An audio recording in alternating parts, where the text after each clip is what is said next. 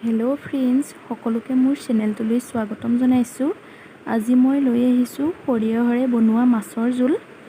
তাৰ কাৰণে মই 4 পিচ মাছ লৈছোঁ আৰু মাছকেইপিছত মই অকণমান হালধি আৰু অকণমান নিমখ সানি লৈছোঁ আৰু এইখিনি এতিয়া মই ভালকৈ ফ্ৰাই কৰি ল'ম।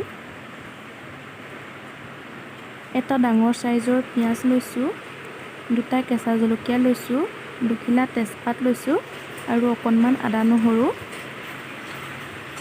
এইখিনি সৰিয়হ মই অলপমান সময় তিয়াই ৰাখিছোঁ আৰু আদা নহৰুখিনিৰ সৈতে একেলগে পেষ্ট বনাই ল'ম। মাছ ফ্ৰাই কৰা তেলখিনিতে মই কেইটামান পাঁচফোৰণ দি দিছোঁ, 2 খিলা তেজপাত দি দিছোঁ আৰু কাটি ৰখা পিঁয়াজখিনি দি দিম আৰু পিঁয়াজখিনি ভালকৈ ভাজি ল'ম যেতিয়ালৈকে পিঁয়াজখিনি ৰঙচুৱা হৈ নাযায়।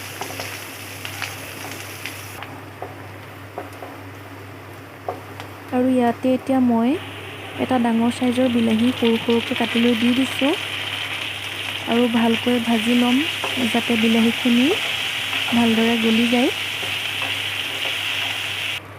সোৱাদ অনুসৰি অকণমান নিমখ দিছোঁ, এচামুচ হালধি গুড়ি দিছোঁ, এচামুচ ৰেড চিলি পাউডাৰ দিছোঁ আৰু এচামুচ ধনিয়া পাউডাৰ দি দিছোঁ।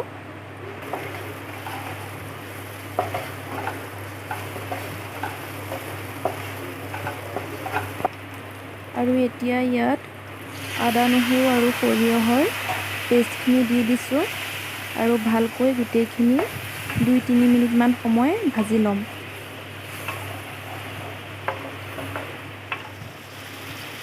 এয়া দেখিছেনে, মছলাখিনিৰ পৰা তেল ওলাবলৈ আৰম্ভ কৰি দিলে, মানে মছলাখিনি ভালদৰে ভজা হৈ গ'ল। এতিয়া ইয়াতে মই অকণমান পানী দি দিছোঁ। পানীখিনি আপোনালোকে নিজৰ ইচ্ছা অনুযায়ী দিব আৰু অকণমান উতলিবলৈ দিম। এতিয়া মই ইয়াতে ফ্ৰাই কৰি ৰখা মাছ কেইপিচ দি দিম আৰু 2টা কেঁচা জলকীয়াও ফালি ফালি দি দিম।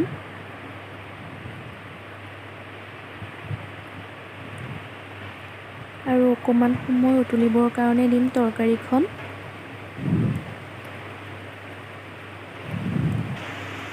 ইয়াতে এতিয়া মই অকণমান ধনিয়া পাত কাটি দিছোঁ।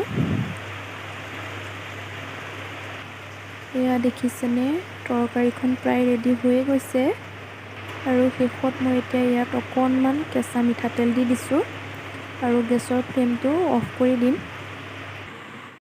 আপোনালোকে যদি মোৰ ৰেচিপিটো ভাল পালে তেনেহ'লে লাইক কৰিব, শ্বেয়াৰ কৰিব আৰু ছাবস্ক্ৰাইব কৰি দিব আৰু কাষতে থকা বেল আইকনটো দবাবলৈ নাপাহৰিব।